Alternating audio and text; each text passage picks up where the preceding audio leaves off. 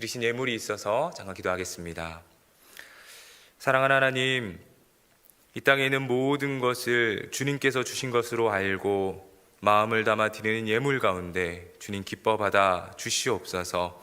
매 삶에 감사와 주님 주시는 은혜가 넘치게 하여 주시옵소서. 감사드리며 모든 말씀 우리 주 예수 그리스도 이름으로 기도합니다. 아멘. 할렐루야. 새해가 되었습니다. 새해에도 예배의 자리를 사모하여서 이곳에 나오신 여러분들을 환영하고 축복합니다.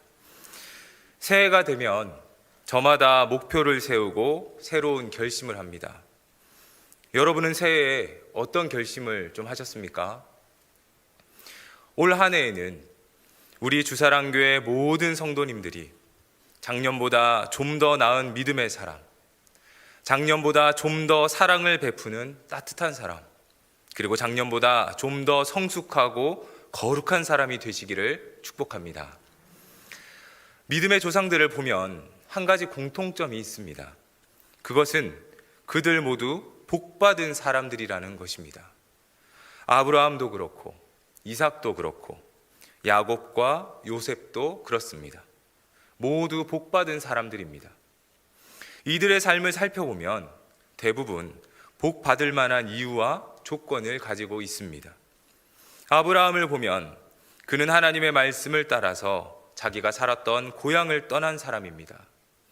히브리서는 이것을 설명하기를 믿음으로 아브라함은 부르심을 받았을 때에 순종하여 장래의 유업으로 받을 땅에 나아갈새 갈 바를 알지 못하고 나아갔다 말씀합니다. 어디로 가야 할지 갈 바를 알지 못했지만 그는 하나님의 말씀을 따라갔던 순종의 사람입니다. 그의 순종은 심지어 100세에 얻은 아들 이삭을 바칠 정도였습니다. 하나님께 순종한 아브라함은 하나님의 축복을 누리는 사람이 되었습니다. 야곱은 어떻습니까? 야곱은 복받기를 원했던 사람입니다. 어느 정도로 복을 사모했는가 하면 자기 아버지와 형을 속이고 형의 장자권을 가로챌 정도로 그는 복을 원했습니다. 야곱이 야복강가에서 천사와 씨름을 할 때에 그는 자신을 축복하기 전에는 절대 놓지 않겠다며 천사를 붙들고 놓아주지 않았습니다. 자신의 허벅지 관절이 어긋나도 끝까지 천사를 붙들며 복받기를 원했던 사람이 야곱입니다. 요셉도 복받은 사람입니다. 그는 애굽의 노예로 팔려갔지만 고난의 세월 후에 애굽의 총리가 되는 성공을 거둡니다. 요셉의 삶을 보면 그는 어디서든 성실했고 정직했습니다. 그런 요셉은 늘 형통의 복을 누리며 살았습니다. 그리고 오늘 본문은 이삭이 받은 복을 설명합니다. 우리 같이 12절과 13절 말씀을 같이 한번 읽겠습니다. 이삭이 그 땅에서 농사하여 그 해에 100배나 얻었고 여호와께서 복을 주심으로 그 사람이 창대하고 왕성하여 마침내 거부가 되어. 이삭이 농사를 지었는데 그 해에 100배의 수익을 거두었습니다. 그리고 이삭은 부자가 되었고 점점 더 왕성하여져서 거부가 되었습니다. 여러분, 참 은혜되는 말씀이지 않습니까? 이 말씀에서 여러분의 눈에 들어오는 단어는 무엇입니까? 100배, 창대, 거부. 솔직히 이런 단어들이 눈에 들어옵니다. 막 형광펜으로 밑줄도 긋고 그러지요. 그런데 우리가 지금 여기서 주목해야 할 것은 이삭이 농사를 지었다는 것입니다. 이삭은 원래 유목민입니다. 아브라함 때부터 이들은 유목민으로 생활을 했습니다. 요셉 시절에 야곱이 애굽으로 내려와서 이제 바로 왕 앞에 서게 됩니다. 그리고 그때 바로 왕이 묻기를 너희의 생업이 무엇이냐 묻습니다. 그때의 야곱의 아들들이 대답하기를 우리는 목자들입니다. 우리와 선조들이 다 그러했습니다. 대답합니다.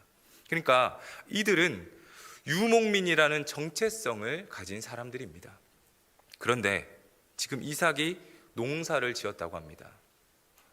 우리 생각에는 목축하는 일이나 농사하는 일이나 뭐 비슷한 것 아닌가 생각할 수 있지만 사실 둘은 큰 차이가 있습니다. 문명의 발전 과정을 좀 보면 수렵 시대를 거쳐서 유목 시대가 오고 그 이후에 농경 시대가 있고 그 다음에 산업 시대로 접어들게 됩니다. 그렇기에 이 유목 시대의 생활과 농경 시대의 생활에는 큰 차이가 있을 수밖에 없습니다. 유목민으로 살아온 이삭이 농사를 짓는다는 것은 새로운 삶의 도전이자 큰 모험입니다. 그런 이삭이 농사를 지었는데 100배의 수확을 거두었습니다. 농사에 서툰 이삭이 100배의 수확을 거둘 수 있었던 것은 기적과도 같은 일입니다. 이삭이 100배의 수확을 거둔 것에 대해서 오늘 본문은 말씀하기를 이렇게 설명합니다. 여호와께서 복을 주심으로. 이삭이 거둔 성공에는 하나님이 복을 주셨기 때문에 가능했다라는 말씀입니다. 물론 이삭도 농사 짓는 일에 많이 수고했을 것입니다. 변변찮은 농사 도구로 땅을 개간해야 했고 서툰 기술로 여러 가지 시행착오를 거쳐가면서 농사를 지었을 것입니다. 쟁기를 잡고 호미를 잡느라 손에 물집도 잡혔을 것이고 한낮에 땡볕에서 일하느라 얼굴도 검게 그을렸을 것입니다. 그러나 이런 혹독한 고생이 농사 성공의 성패를 결정하는 요인은 아닙니다. 적절한 햇빛과 깨끗한 공기, 그리고 때에 맞는 비와 바람이 필요합니다. 이런 요소들이 사람의 수고보다 훨씬 더 중요한 근본적인 요소인 것입니다. 그렇기에 본문은 이삭이 100배의 성공을 거둔 것을 본인의 노력이나 수고 덕분이라고 말하지 않고 하나님께서 복을 주셔서 가능했다라고 말씀하는 것입니다.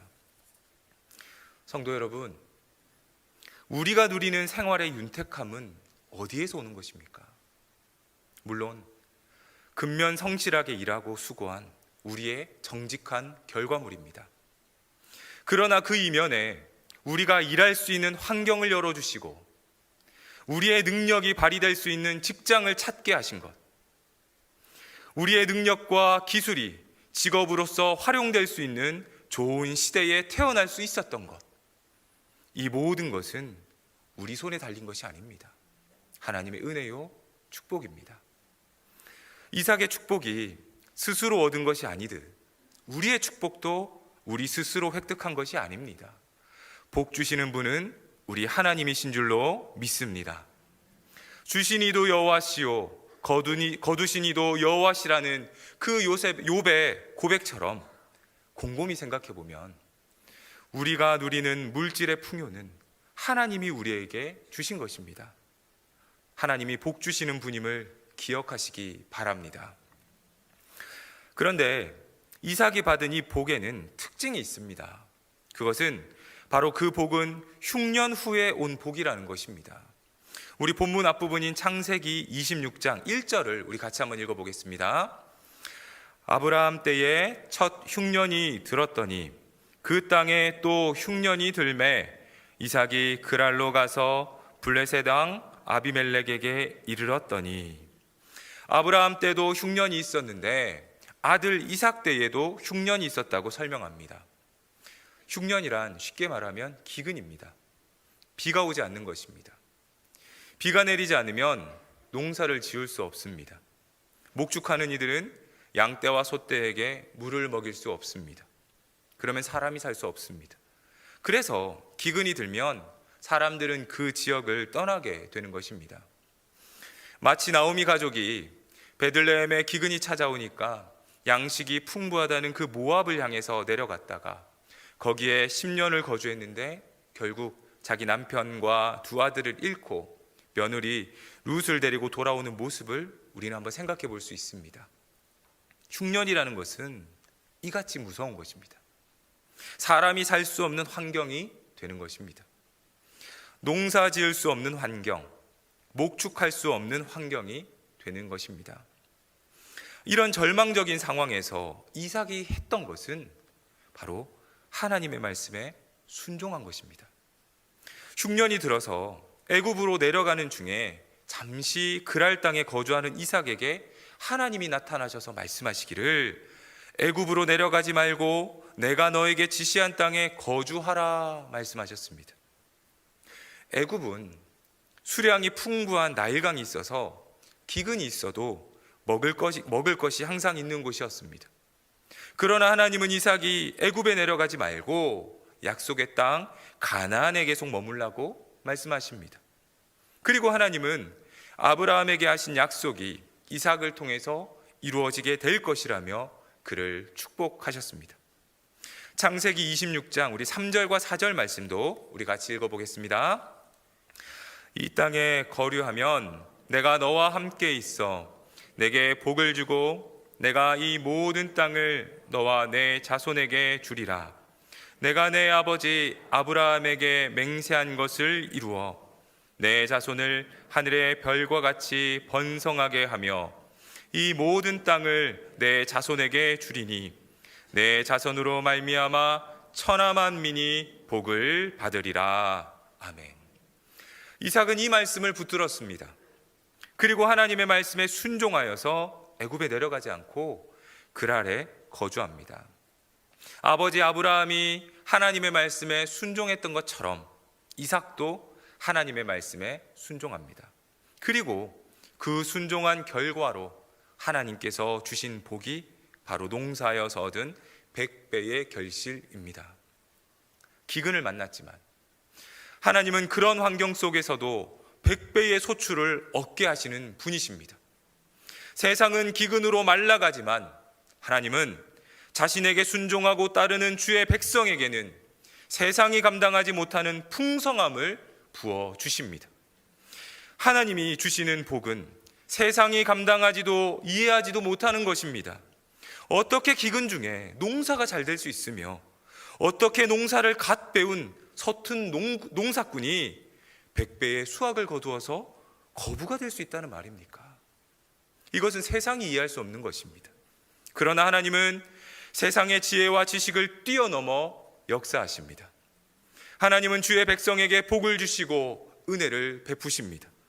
인간의 생각과 지혜를 넘어 하나님은 역사하시고 주의 백성이 당하는 문제들을 해결해 주십니다.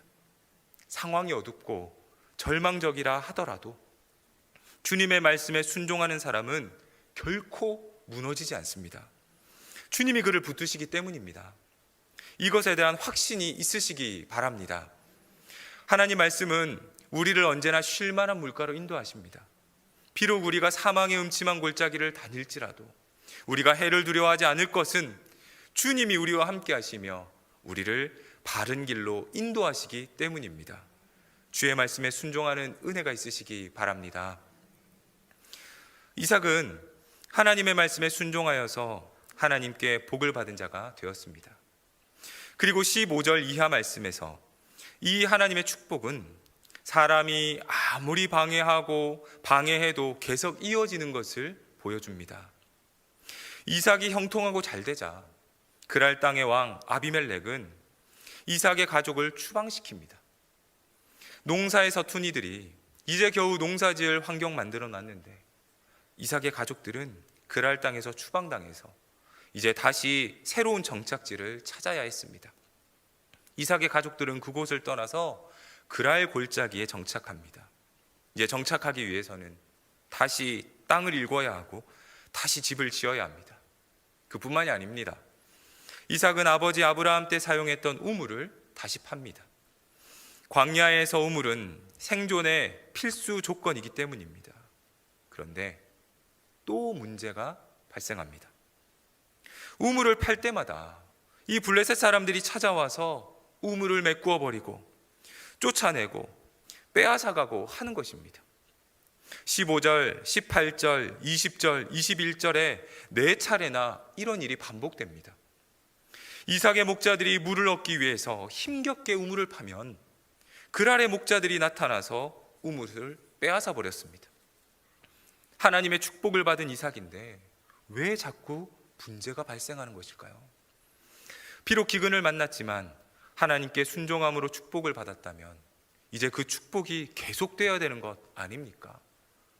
겨우 정착한 땅에서 추방당하고 우물을 팔 때마다 그랄 목자들에게 뺏겼습니다.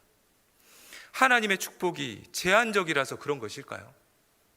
하나님이 주시는 복은 일정 기간이 끝나면 사라지는 그런 복인 것입니까? 3번이나 옮겨가며 우물을 판 이삭은 22절에 이렇게 고백합니다. 이삭이 거기서 옮겨 다른 우물을 팠더니 그들이 다투지 아니하였으므로 그 이름을 르호봇이라 하여 이르되 이제는 여호와께서 우리를 위하여 넓게 하셨으니 이 땅에서 우리가 번성하리로다 하였더라. 지금 이삭이 있는 지역은 땅을 파기만 하면 물이 솟아나는 그런 지역이 아닙니다. 이삭이 마지막으로 도착했던 지역을 르호봇이라고 말을 합니다. 이 르호봇은 브엘세바보다도 남서쪽으로 30km쯤을 더 내려가야 합니다. 브엘세바는 인간이 거주하는 데 필요한 최소한의 강수량이 지나는 도시로 인간이 거주할 수 있는 마지노선과 같은 지역입니다. 그러므로 이 르호봇은 사람이 거주할 수 있는 환경이 아닌 것입니다. 그런데도 그곳에 내려가서도 땅을 팠더니 하나님께서 우물을 주셨다는 것입니다. 이 말씀은 결국 하나님께서 약속하신 축복의 언약들은 사람들이 아무리 회방하고 방해해도 하나님이 주시는 축복을 막을 길이 없다는 것을 의미합니다. 사람들의 숱한 회방에도 하나님의 역사는 이루어지게 된다는 것입니다. 로마서 8장 31절 말씀에 만일 하나님이 우리를 위하시면 누가 우리를 대적하리요 말씀합니다. 시편 118편 6절 말씀에도 여호와는 내 편이시라 내가 두려워하지 아니하리니 사람이 내게 어찌할까 말씀합니다. 하나님은 주의 백성들을 축복하십니다. 주의 백성을 향한 하나님의 축복은 어느 누구도 막을 수 없습니다. 사울 왕이 시기심에 빠져서 기름 부음 받은 다윗을 죽이려 할 때도 하나님은 다윗을 끝까지 지켜주셨고 그를 향한 축복을 성실히 이행하셨습니다. 하나님이 축복하시고자 작정하시면 세상 누구도 그것을 막을 수 없는 것입니다. 사랑하는 성도 여러분, 하나님은 예수 믿는 우리를 주의 자녀 삼아 주셨고 주의 자녀인 우리를 축복하십니다. 우리는 하나님의 축복을 받은 사람들입니다. 이 사실을 믿으십니까? 앞이 막히고 상황이 답답하게 느껴질 수 있지만 하나님이 내 편이 되시면 그 어떤 어려움 중에서도 어떤 사람이 방해를 하더라도 하나님의 축복이 현실이 될 줄 믿고 믿음으로 담대히 살아가는 우리 모든 성도님들이 되시길 바랍니다. 하나님께 순종하여 모든 일을 믿음으로 감당하고 어려움이 있더라도 하나님이 채워주실 것을 믿으며 살아갈 때에 하나님은 새 역사를 만들어갈 수 있도록 우리를 축복하여 주실 것입니다.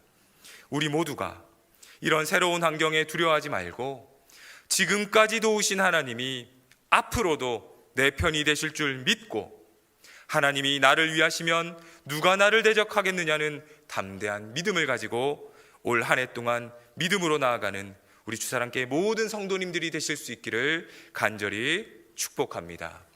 기도하겠습니다. 주의 백성을 축복하시고 은혜 베푸시는 하나님 아버지, 자격 없는 우리들이지만 예수 믿는다는 이유만으로 우리를 주의 자녀 삼아 주시고 구원하여 주셨으니 이 은혜 감사합니다. 이 땅에서 주의 자녀로 살아갈 때 주의 자녀된 특권을 받은 우리들임을 기억하고 하나님의 축복이 우리 삶에 임한다는 사실에 늘 감사와 기쁨으로 살아가게 하옵소서. 축복받기 어려운 상황 중에도 하나님의 말씀에 순종한 이삭에게 큰 축복을 내리신 것처럼 올 한 해 동안 주의 말씀에 순종하며 살아갈 우리를 축복하여 주시고 어디서든 하나님의 자녀로 당당히 살아가게 하옵소서. 올 한 해에는 주님의 말씀에 순종하여 예배자로 살아가게 하시고 복음의 사람으로 살아가게 하옵소서. 우리를 구원하신 예수 그리스도의 이름으로 기도합니다. 아멘.